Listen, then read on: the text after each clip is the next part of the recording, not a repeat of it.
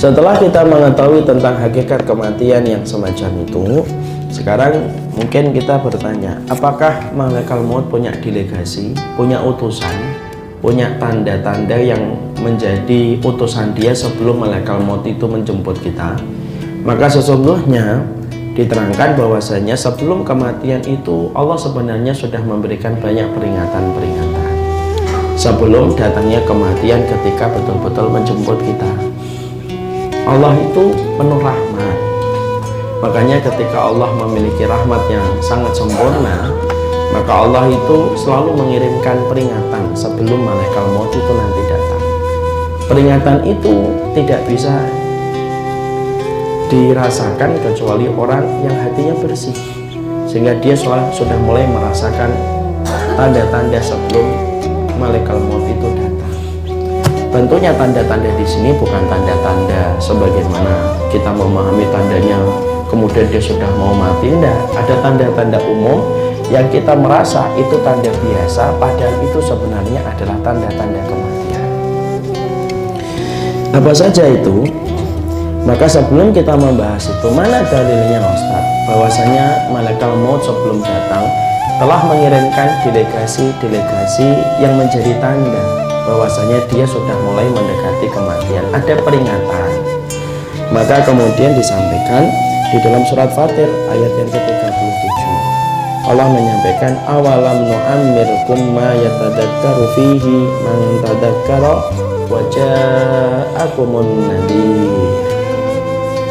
Maka kemudian disebutkan dalam surat Fatir ayat yang ke-37, dan bukankah kami telah memanjangkan umurmu dalam masa yang cukup supaya kamu berpikir, bagi orang yang mau berpikir, dan bukankah telah datang kepadamu pemberi peringatan.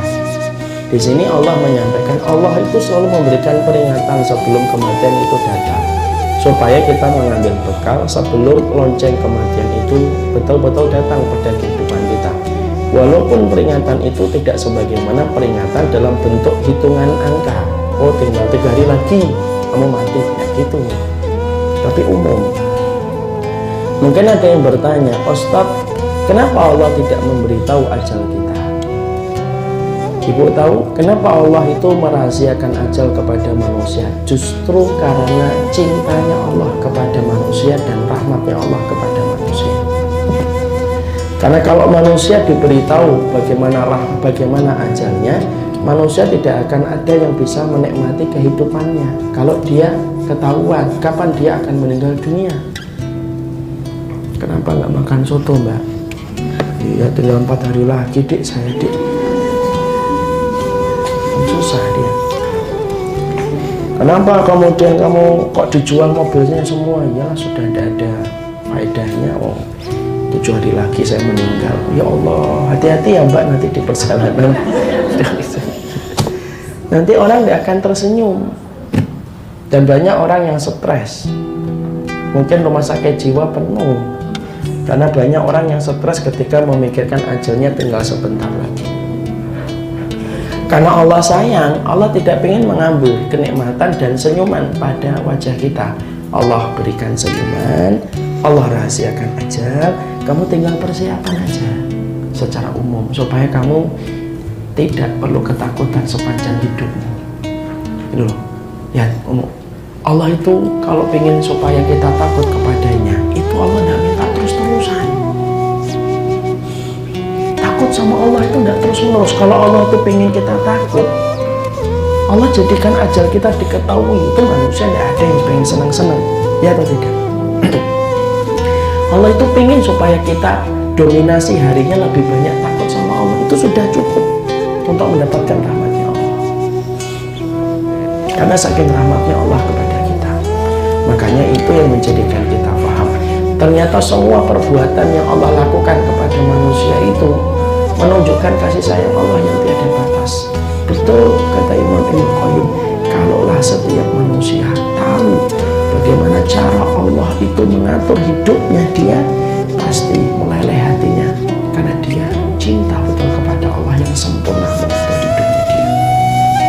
Sampai urusan aja itu diatur sama Allah, nggak perlu tahu.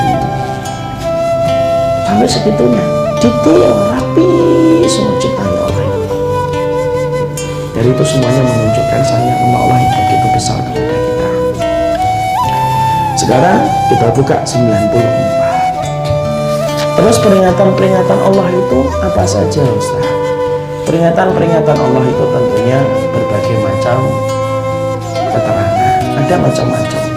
Kalau pada zaman Rasulullah itu sudah mulai merasakan ada peringatan sebelum kematian itu datang dengan turunnya surat apa? A. Al-Falaq, B. Al-Ikhlas, C. Al-Kafirun. Yang mana itu? Surat apa? Siapa jawab A? Al-Falaq, B. An-Nas, C. Al-Kafirun.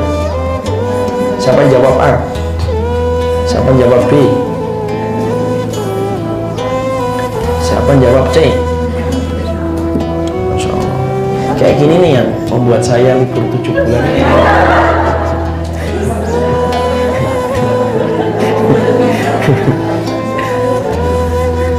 Surat apa Ibu yang membuat Rasulullah merasa dekat dengan kematian? A. Al-Falaq, An-Nas, atau Al-Kafirun? Yang jawab A angkat tangan. 1, 2. Yang jawab B? Yang jawab C? Masya Allah. Ya Allah, berilah saya kesabaran.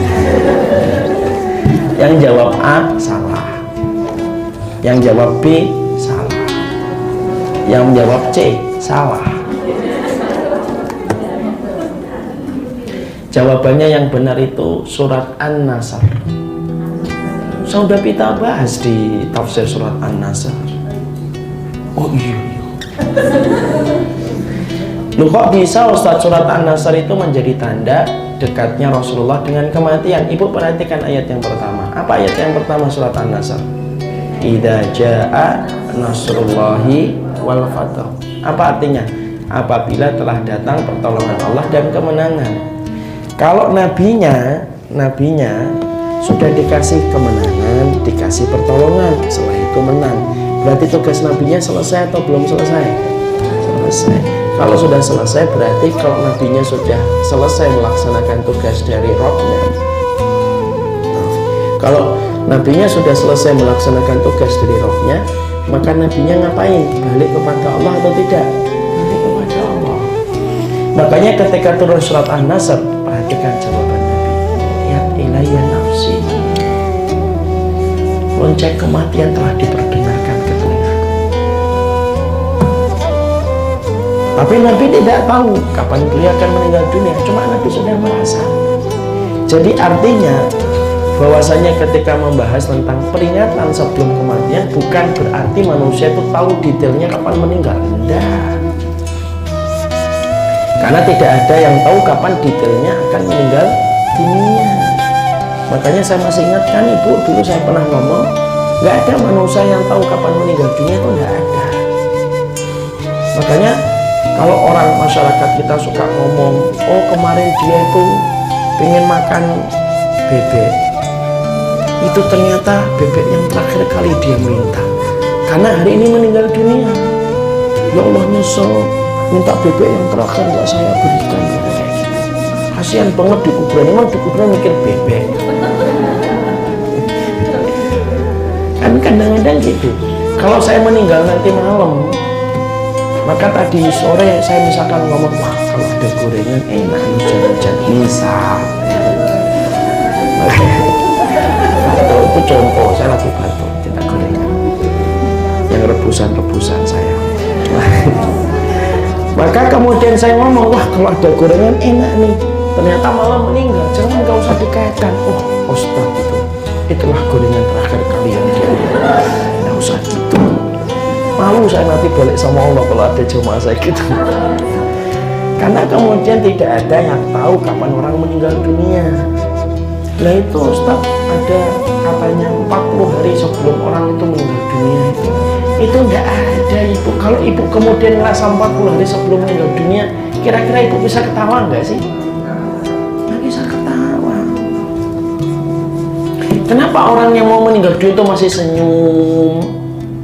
masih ketawa, ada yang joget-joget, ada nggak pernah lihat nggak? Masya Allah, yang saya ngeri lihatnya. Lagi joget-joget, jatuh.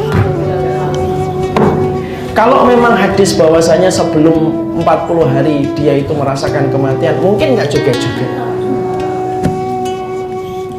Maka itulah yang menjadikan kita memahami bahwasanya secara umum peringatan itu bukan dalam artian angka dan kalkulasi nomor. Oh, tinggal 4 hari, bukan itu. Tapi peringatan itu umum.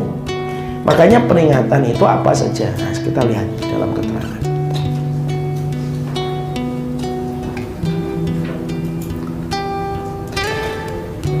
A'darallahu ila mri'in akhara ajalahu hatta balaghahu sittina sanatan. Rasulullah dalam satu riwayat yang sahih dari Bukhari, Allah itu memberikan kesempatan supaya setiap manusia itu banyak-banyak meminta maaf kepada seseorang yang dia tangguhkan ajalnya hingga mencapai umur 60. Artinya Allah itu,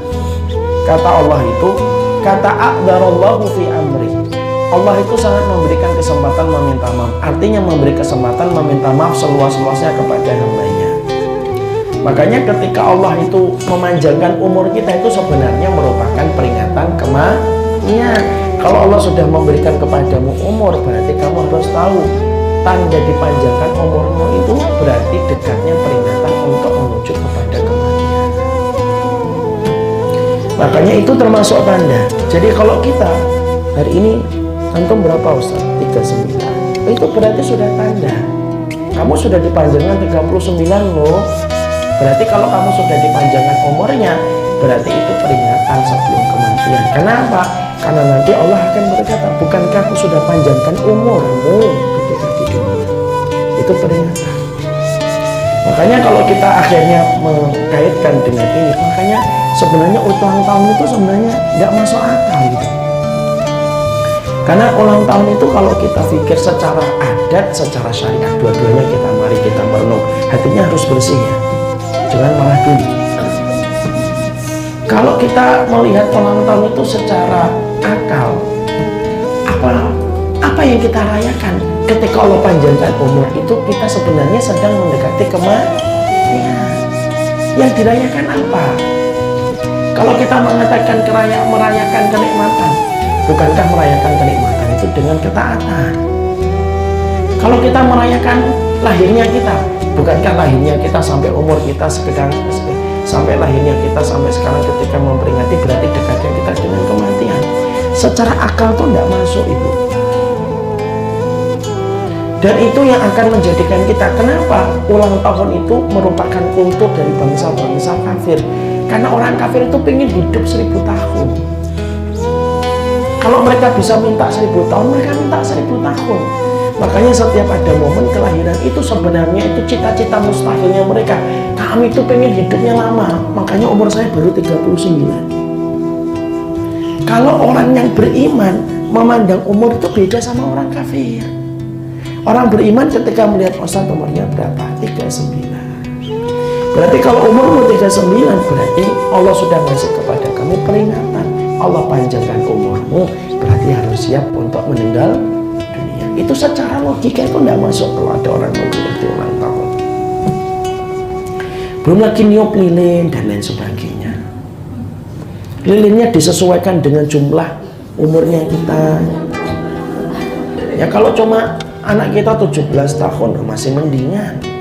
Nah kalau Nabi Nuh merasakan ulang tahun 1650 lilin setengah jam nggak habis-habis.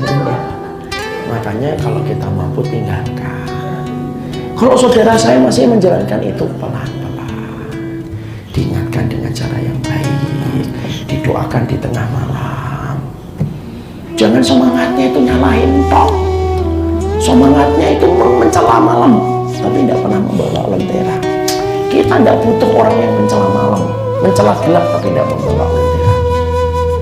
Kalau kamu pengen kayak dai itu dua, dia mencela kegelapan tapi dia membawa lilin untuk menerangi. Ya kita memang katakan maaf itu tidak ada.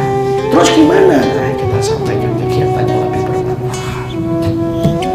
Di situ kita paham. Karena apa? Umur itu bukan kaitannya dengan kegembiraan. Kalau kita menyebut umur itu sebenarnya mengingat kematian. Makanya para ulama terdahulu itu mereka itu makro saling nanyakan umur. Makanya mereka tidak pernah nanyakan umur di antara mereka. Nabi aja tidak pernah nanya umur. Kamu umur berapa umurmu? Tidak ada Rasulullah nanya-nanya gitu.